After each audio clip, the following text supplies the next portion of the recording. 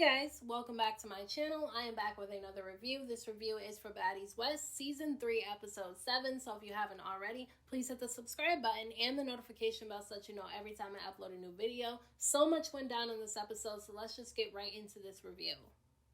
So at the very beginning of this episode, Biggie and Stunner Girl ended up getting into two fights because Kat thought it was a good idea to bring these two together to have a conversation. She wanted them to squash their beef before they go to the next city because she doesn't want them to fight while they're at the club trying to make money. And listen, this was not a good idea on Kat's part because at the end of the day, if two people don't like each other, just let them not like each other. Don't try to be the middleman because at the end of the day, you're going to end up looking like the messy one in the situation. And listen, as long as Stunner Girl and Biggie could be in the same place when they're out at the clubs getting money and they don't get into a fight, I think everything should be fine. I don't think it matters what they do while they're inside of the house, so I don't really feel like there was a need for the two of them to have a conversation.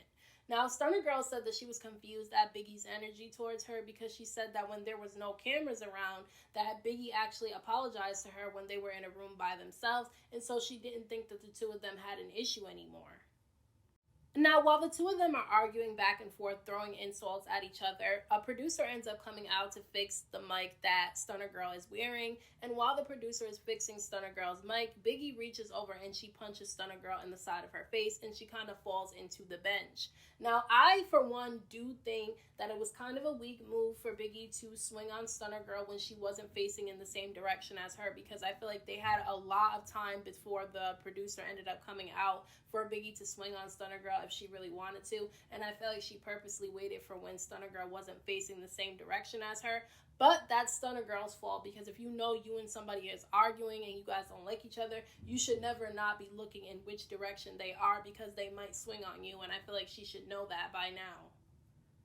Now, some of the things that were coming out of Biggie's mouth during this argument with Stunner Girl is really going to affect her money because she was saying things like, I hire dusty bitches like you to make me money at my events. I have you dusty bitches twerking and serving bottles, making me money. And it's like, well, if you're calling the women who you hire dusty bitches like Stunner Girl, then they're not going to want to be working for you anymore. So you're kind of messing up your business by saying things like that because you're saying what you really think of these women who you claim you hire. So I just feel like she needs to watch what she says because for somebody who claims that she's such a businesswoman and she's so professional, that was kind of unprofessional to say. If you have beef with Stunner Girl, keep it at Stunner Girl, but don't try to insult women that you've had work for you before. Now, Stunner Girl and Biggie did fight twice, but it wasn't really a fight to me. Security was there to break the two of them apart, and basically Biggie just had Stunner Girl in a headlock the entire time, and Stunner Girl was pulling Biggie by the hair, so it wasn't really an interesting fight to me, except for the fact that Stunner Girl ended up ripping off Biggie's chain, and she broke it. Now, I felt bad for Biggie because she got her chain broken. She was saying that she wasn't upset about the chain, but you could tell that she really was upset about it. I feel like, that's probably the only nice thing like that she has. And I'm not trying to insult her, but I'm saying if you really work hard for something that you want and you pay for it and it's really expensive and it's real, like the chain was, then I can understand her being really upset about that. But listen, the minute she saw that things were getting heated between her and Stunner Girl, she should have took that chain off. After the fight between Stunner Girl and Biggie is over, Natalie decides to go have a one-on-one conversation with Stunner Girl because she feels like this drama can't really continue. And she also heard some complaints from some of the ladies like Biggie and Tommy that when they're out at the club doing their appearances, Stunner Girl makes faces at them and she kind of sticks up her middle finger sometimes. And Natalie doesn't want them to end up getting into a fight at the club because then they won't be invited back, and that's really how they make their money. Stunner Girl tells Natalie that she feels like Biggie is a follower. She feels like Biggie follows behind Rolly and Tommy, and that the only reason why she really has an issue with her is because of the fact that Tommy and Rolly have a problem with her. She stated that, the three of them are bonding with each other off of a mutual dislike of her, which I think is really dumb. I don't feel like you should bond with people off of your dislike for somebody else. That enemy of my enemy as my friend doesn't ever really work out, and I honestly feel like it's weird that they're doing that. She also said that she feels like Biggie Biggie acts one way when the cameras are on versus when the cameras are off. And honestly, I feel like the ladies are stupid because they're beefing with Stunna Girl and they're ultimately making her the star of this season. Every single episode is about Stunna Girl, Stunna Girl, Stunna Girl, and then they wonder why her following is growing. You're making her the star of the show by doing that. They used to do that sometimes on the Bad Girls Club, like talk about one girl all the time or gang up on one girl all the time, and you ultimately make her popular by doing that. Natalie decides that it would be a good idea to split the groups up into two because she wants to make sure that there's no drama on the way to Arizona. And so she ends up taking Lo, Scotty, Razor, and Stunna Girl with her on the private jet to Arizona. And Tommy has Kat, Rolly, Sky, and Biggie on the bus with her traveling to Arizona. Krishan, nobody knows where she is. Nobody has heard from her since she left the club and went with Blueface somewhere. So they don't even know if Krishan's going to be with them in Arizona.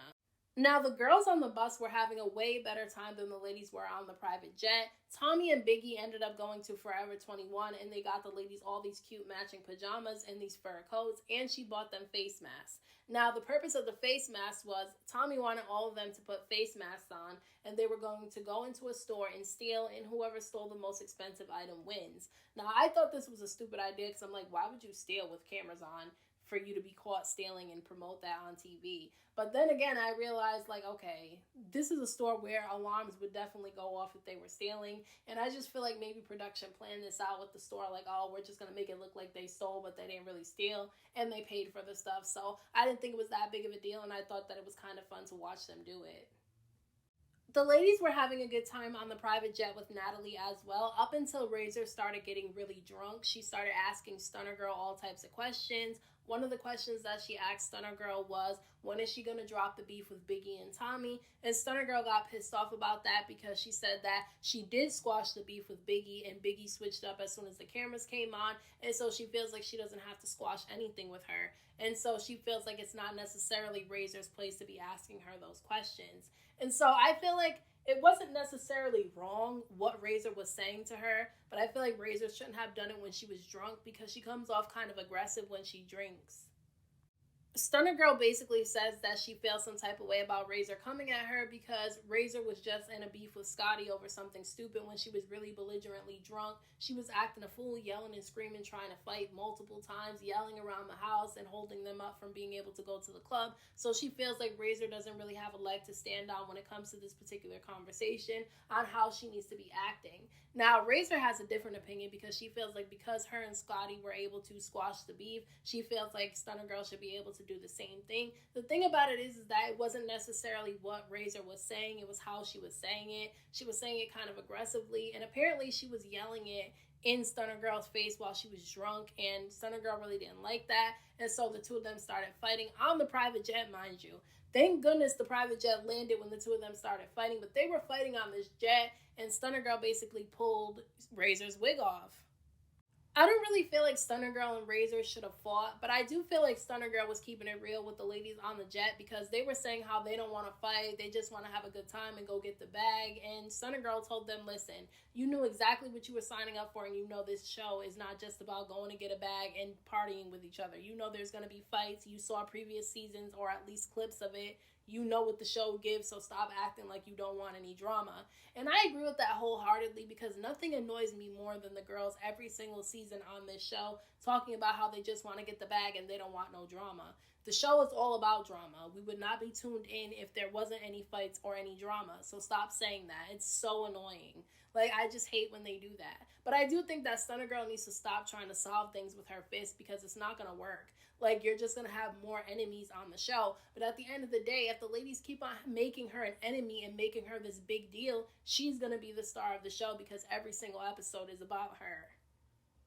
So those are my thoughts on this week's episode of Baddies West. Let me know what you guys thought about this episode down in the comment section. Don't forget to hit that like button for me. I appreciate it. Don't forget to subscribe to my channel for more videos and hit the notification bell so that you know every time I upload a new video.